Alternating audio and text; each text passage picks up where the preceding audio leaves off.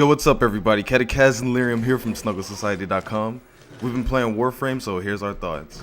Multiple biosignatures detected. We've got infested incoming.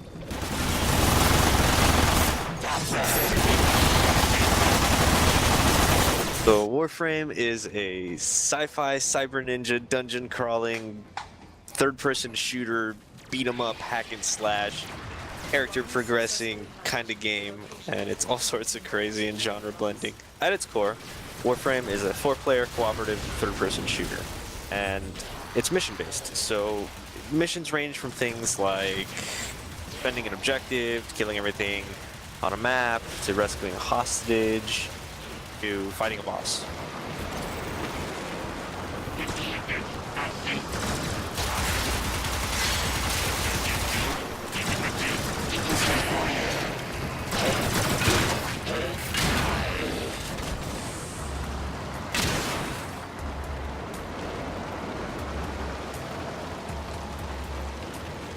Warframe's approach to a world map, which is their solar system, consists of many different planets, and within those planets is where you will choose the mission that you want to take.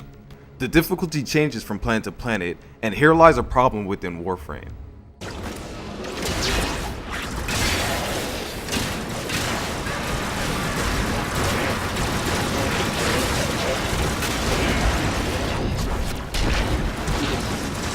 Players don't know which missions to go to because the game doesn't explain the difficulty level of the enemies on that planet very well. The level of your weapons in Warframe does not directly correspond to the level of the enemies in that mission. So you'll have a level 30 Warframe weapon, but you still won't be able to take on level 30 enemies as they'll be too hard for you. And nowhere in the game does it tell you this.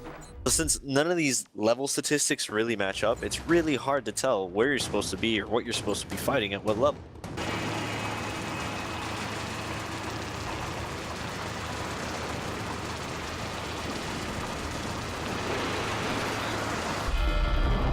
Are you serious? The core is rupturing. I am sorry, Tenno. There's nothing I can do for you. That sucks. Since this game features character leveling and progression, your character is known as a Tenno. Those are the cyber ninjas of the Warframe universe. And after you've reached the next level, you have to take a test, so to speak. And it's basically a miniature mission where you have to go kill a whole bunch of stuff. They're fairly easy, they're not really too difficult, and they usually have some sort of restriction, like you have to use this particular weapon. Tenno are more than just fighters. Prove your intellect by hacking these terminals.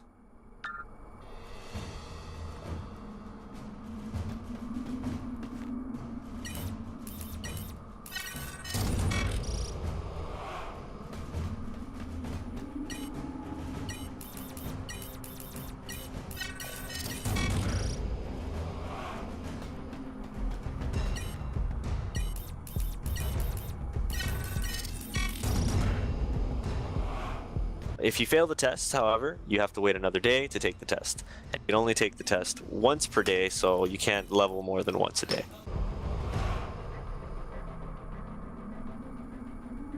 A formidable performance.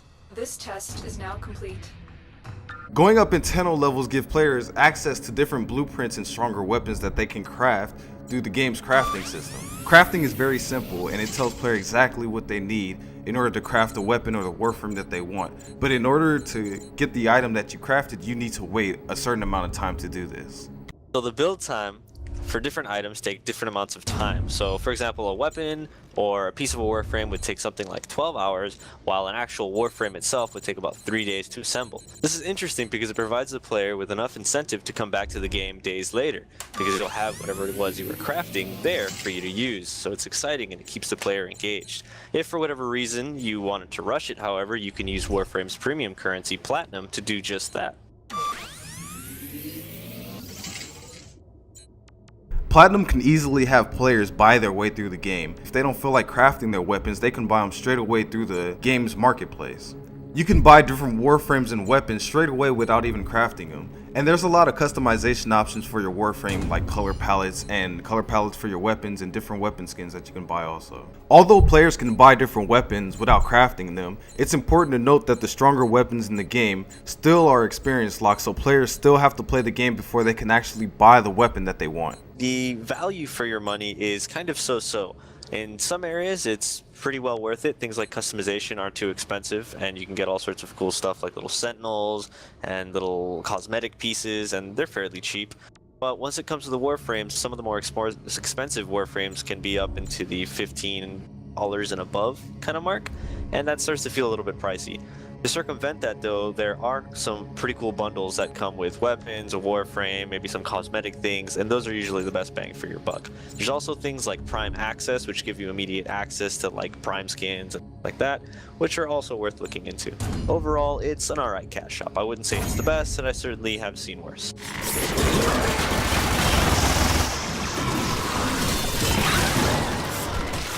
Listen for its screams. This will be close.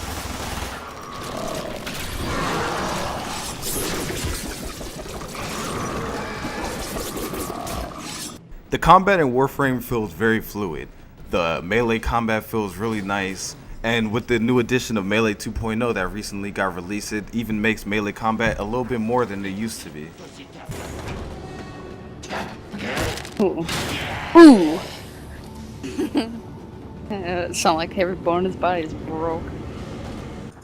In early beta, melee combat used to be where you would just spam E and melee attacks come out, so it was kind of a small addition to the gunplay. But with Melee 2.0, players can actually bring out their weapon kind of like a secondary, and they can equip different stances which allow them to do different combos, and they can actually charge up their weapons now, which makes melee combat a little bit more fun than it used to be.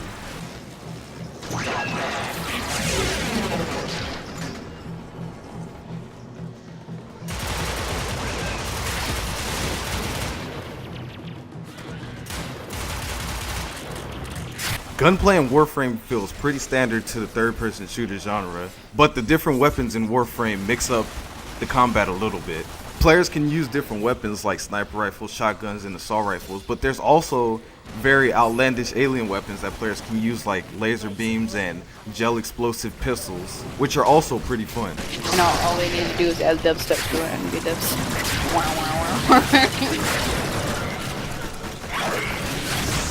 Aside from the weapons that are used to freshen up the otherwise standard third-person shooter formula, the parkour elements to the game are fairly nice, although sometimes they can be buggy. There's wall running and climbing ledges, and then kind of like backflips off of wall runs and things like that.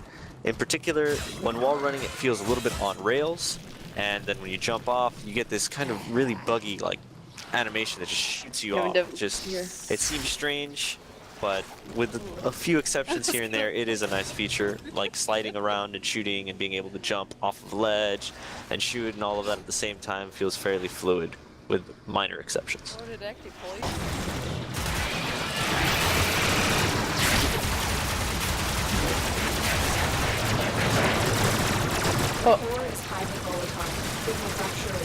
The character customization in Warframe is not only cosmetic.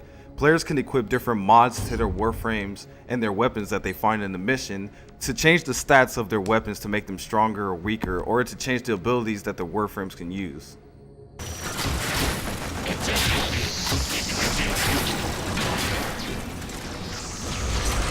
Fallen enemies will drop crucial life support. Be on the lookout. Moving over to graphics, Warframe uses its own proprietary graphics engine. It has great lighting. You get really cool things like Fresnel effects on a lot of the surfaces, so you see a lot of cool reflection stuff at glancing angles. They also have NVIDIA physics, which was added not too long ago, and you get really cool things like turbulence fields, tons of particles going all over the place, and it's just overall a really, really good looking game. It also performs really, really well. It's been optimized fairly well, and on all of the PCs we were using to play it, we had no frame rate issues whatsoever. The UI is very clean and simplistic, but I feel like it's a little bit too simplistic, as if you're new to the game, it's very confusing to navigate, but Warframe does a good job of teaching you, and you learn very easily where everything is and how to navigate everything.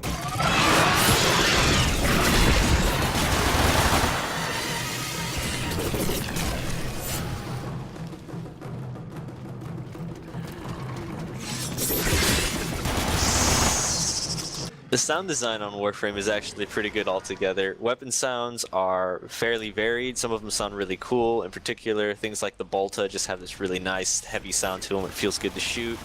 A lot of the enemy sounds pretty cool, like when you're going up against a Grineer or you go up against a boss and you can hear their voice processing and things like that. It sounds cool altogether.